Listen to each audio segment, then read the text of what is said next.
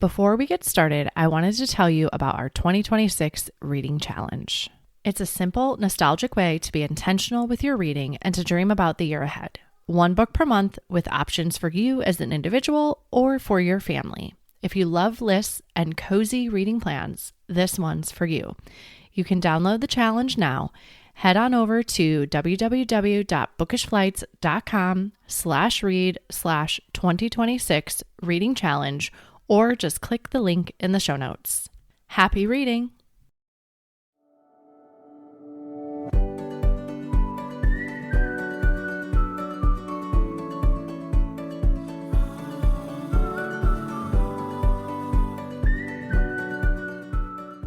Hi, I'm Cara Infante, and this is Bookish Flights, a podcast where we tell our stories through our favorite books.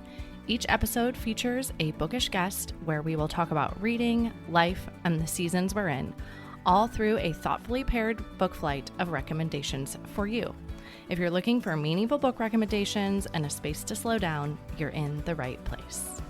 In today's episode, I am chatting with Katie Bernet.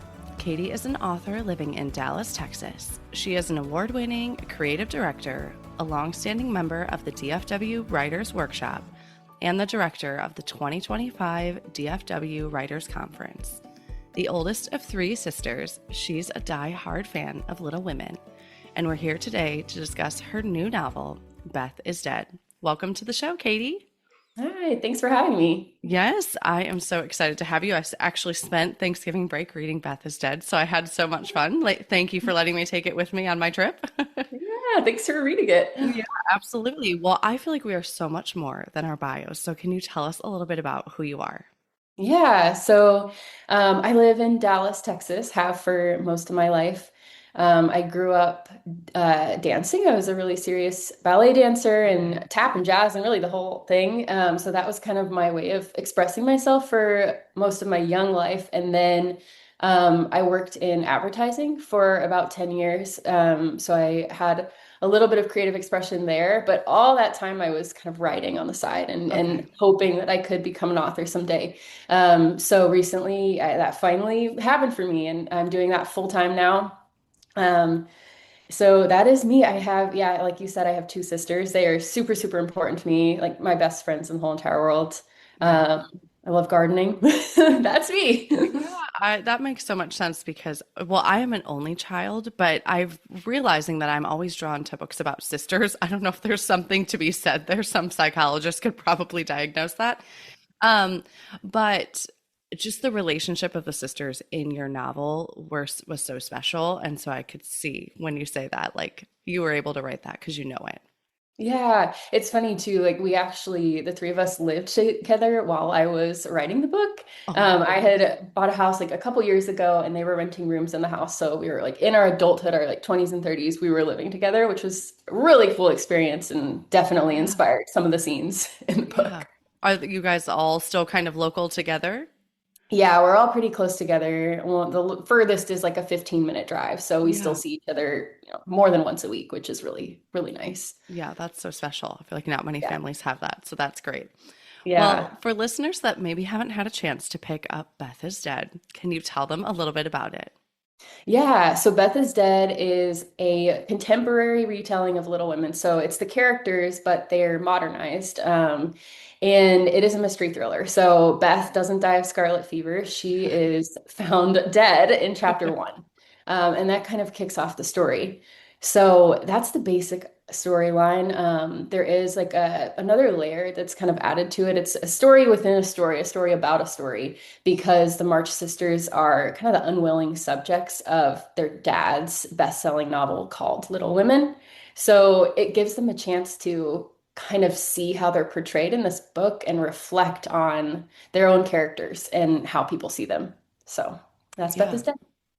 I love it. It made me, as I was reading it, be like, I need to go back and do a rereading of Little Women because I wanted to see how many pieces were pulled into it.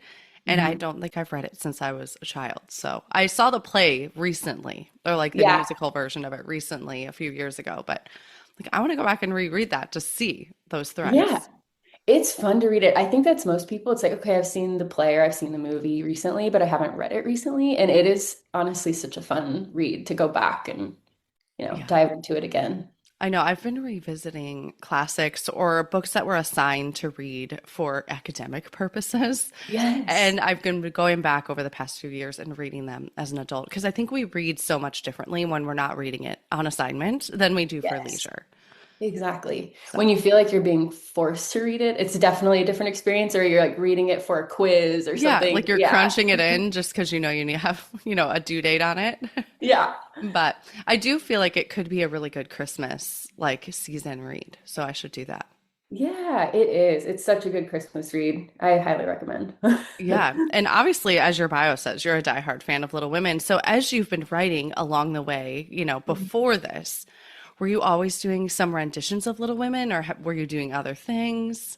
No, I was doing other things. For the longest time, I mean, I wrote 5 manuscripts before I wrote Beth Wow. is Dead. They're all Yeah. unpublished, Okay. but they were all completely different. I mean, the first one I ever wrote was fantasy, so really, really Wow. different. Yeah. Okay. But when I was kind of sitting down trying to come up with an idea for my 6th manuscript, I actually had a friend give me some advice to write a love-hate list. So you write down like all the things that you really love, whether it's like, books, movies, shows, also just like life experiences, themes, and then all the things you hate. And then you Yeah. pick 2 things from the love list to conquer the things on your hate list. And so I picked Little Women and mystery thrillers. I And love really, like, that. that's how it came to be. That's so fun because Yeah. I've had authors come on and say, like, whatever you're going to write, make sure you want to spend a lot of time with it. So Yeah. I had not read your bio as I was reading the book, and I'm like, I sure hope she loved Little Women. Yeah.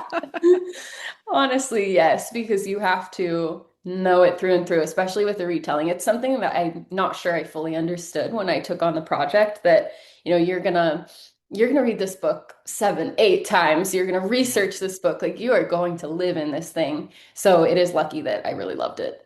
Yeah, absolutely. What would you say, if you don't mind answering, about what was your time frame in writing this? Yeah, so it took me 2 years to write the original, and at the time I was working full time in advertising. I Yeah. was, there were things going on in my life, so it wasn't like I was writing all day, every day for 2 years. But yeah, it took me 2 years, and then I've been working with, my editor and publisher for, gosh, probably like a year now. Yeah.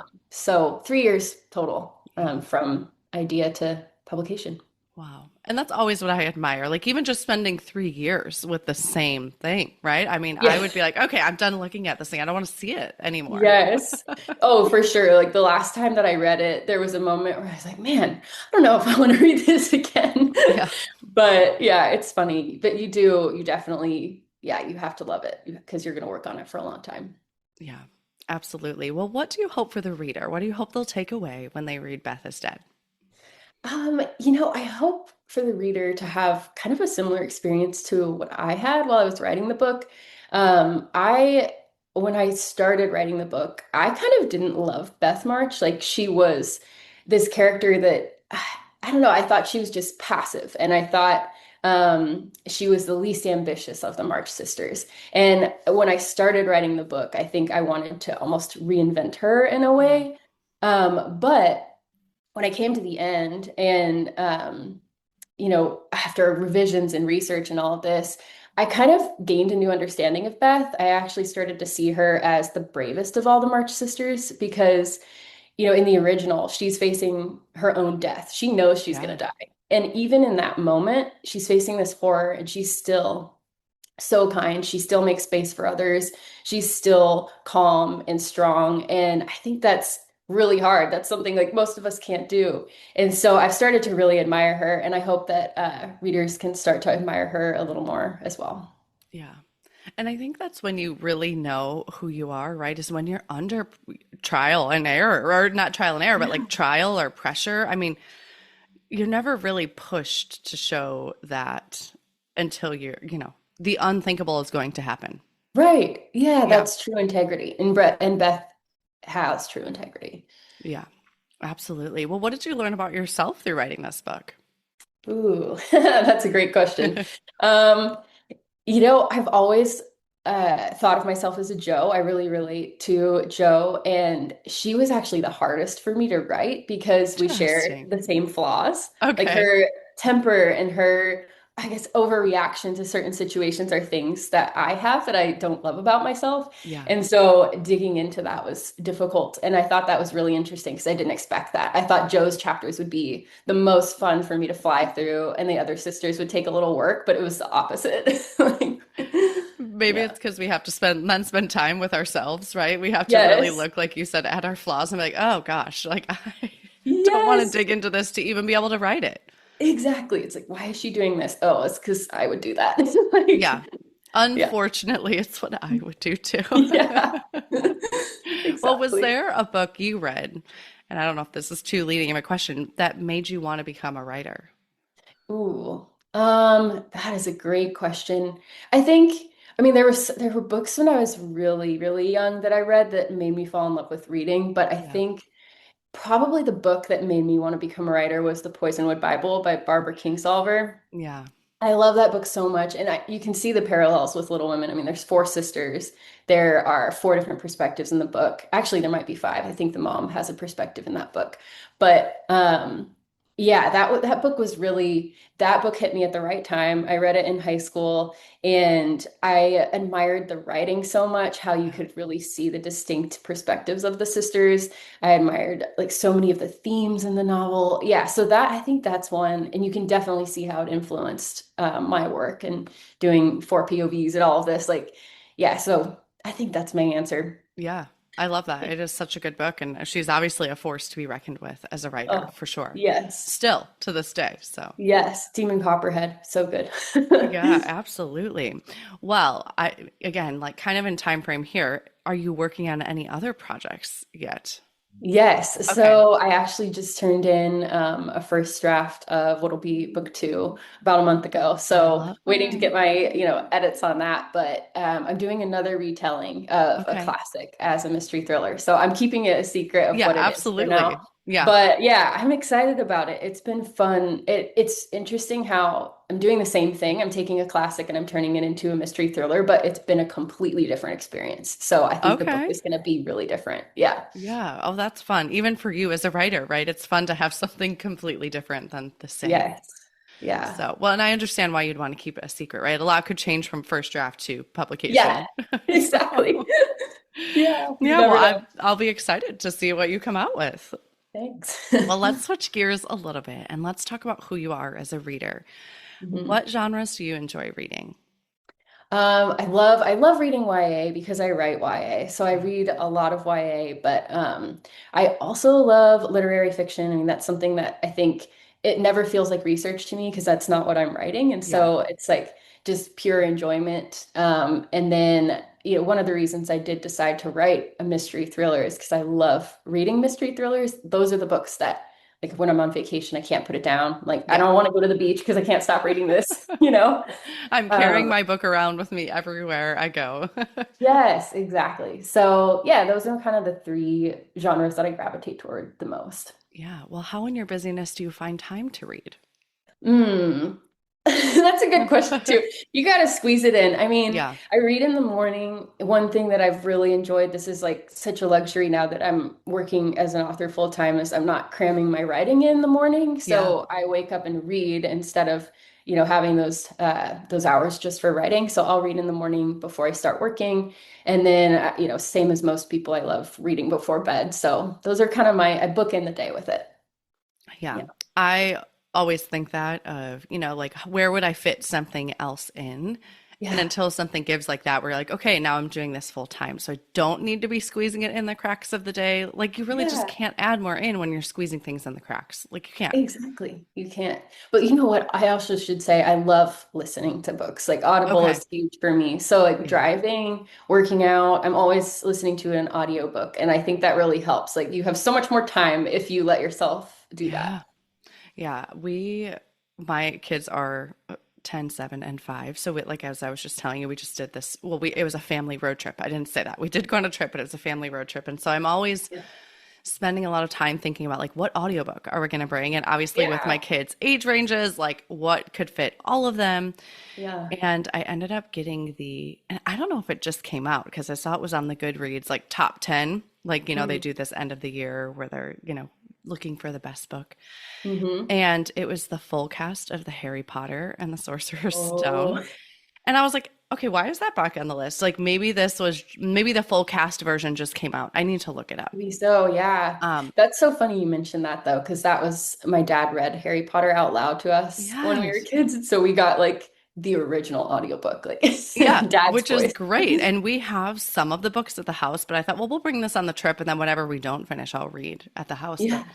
they loved it so much that like literally we would get in the car and we went like mini golfing one day. We were driving to mini golf and they're like, can we listen to the audiobook on the way? I'm like, sure. I mean, Yeah. the fact that you guys are loving this book, like, let's do it. That's awesome. So, and my son, my oldest, was like the biggest one. I'm like, I don't want to read that from the get-go. And he was the one asking for it the most. I was like, see how that You changes. won him over. Harry was 10 and turning 11 when the book started. So I think like when we heard that at the beginning and my son being 10, he was like, Yeah. okay, all right, maybe this is Like going I to be, get it.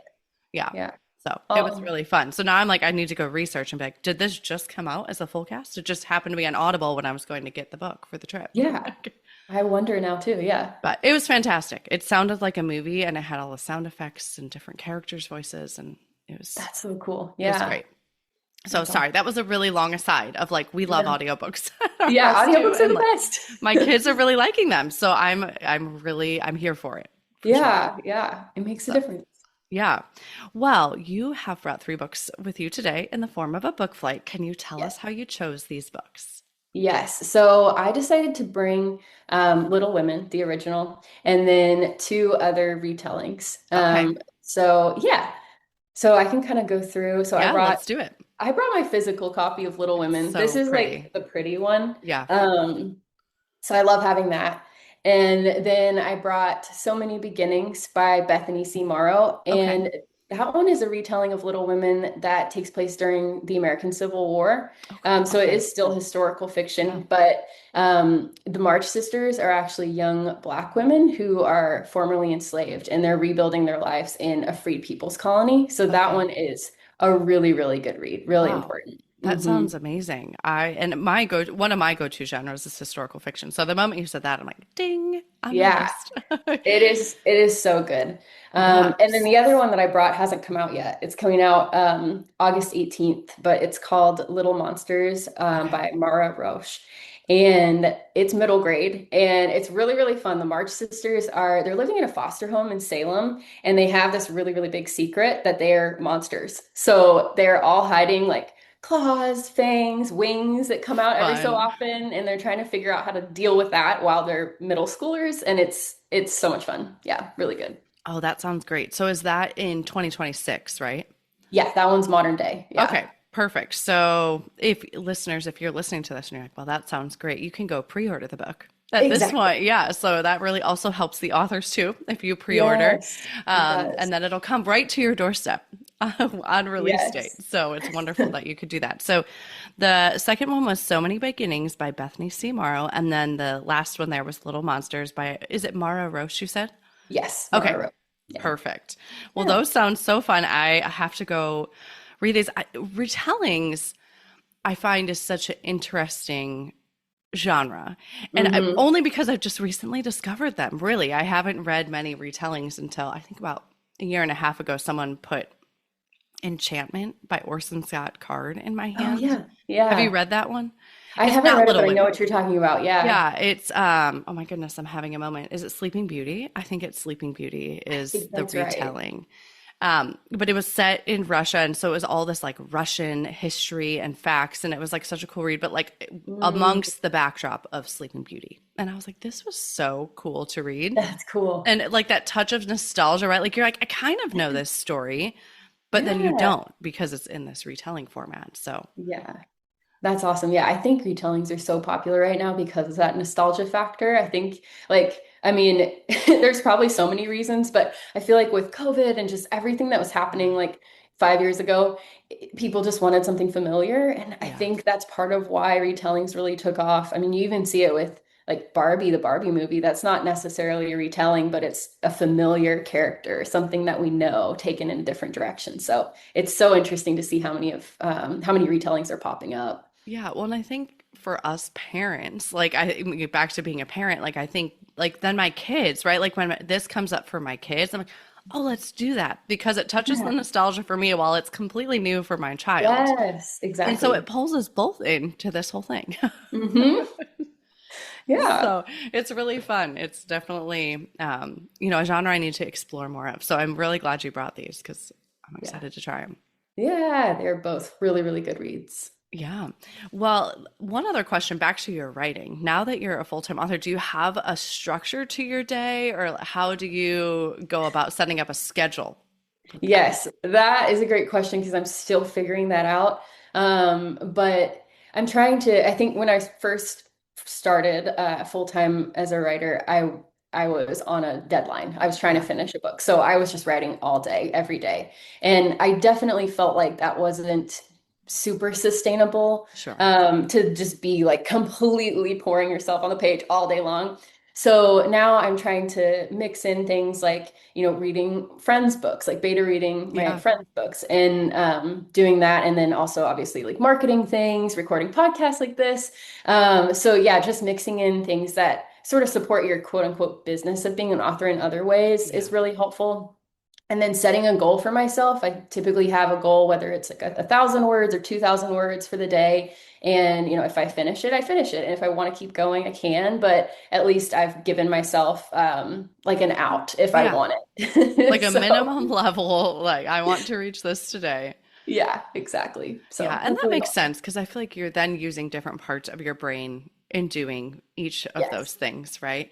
Have you Yeah. found with your advertising career, like, did that translate really well to then like that side, of your business, doing that? Yes, I think it's been really helpful. It helped me. Well, the biggest thing is in advertising, you're deadline driven and you're client driven. So you don't have a choice. It is due on this day and you have to be creative on demand. And I think that's been really helpful for me in having, deadlines on the author side. It's like I wouldn't dream of turning in a project late. Like that's just not something that I would do. Yeah, So I think that's been helpful there. And then also, I've been trying to do my own promotion on Instagram and TikTok and things like that. It's not necessarily something I did in advertising, but it's something I sure. witnessed a lot of. And so I had at least, knowledge of like how it's done. And that helped me a little bit when I got started myself. Yeah. I think that that's one of the things I talk about quite a bit on here is when we have these pivots in life. Like I naively thought I'm a physical therapist by trade and that I would be Oh a yeah. physical therapist forever from the day I Yeah. left, or from the day I left PT school. And but I've been surprised, and I've talked to a lot of other guests on the show that how well our skills translated into something that, like, while at the surface doesn't look like it's the same thing, but your skills can still transfer. And so I think, if you're someone that's listening and you're like, I want to leave my job Yeah, or do something different, you just be can. creative about the skills that you do have because it Mhm. doesn't necessarily mean you have to stay in that box. Totally. And each thing that you do is going to help you with the next thing. Like I said, I was a dancer growing up, and even Yeah. that really helped with just having discipline and knowing how to be creative. And there's so many things that you're going to learn from each of those experiences. Yeah. And I think there's a lot of kids, right, that the creativity is kind of squashed down. Yeah, And so you don't know how to express that. Like you don't even know how to access that part of you. right. Yeah, which is interesting because truly everyone is creative and can be Yeah. creative. And that's something I've said about writing novels before. Is like, I truly believe anybody can write a novel. I don't think it's a skill that you're born with. I think you can learn how to do it.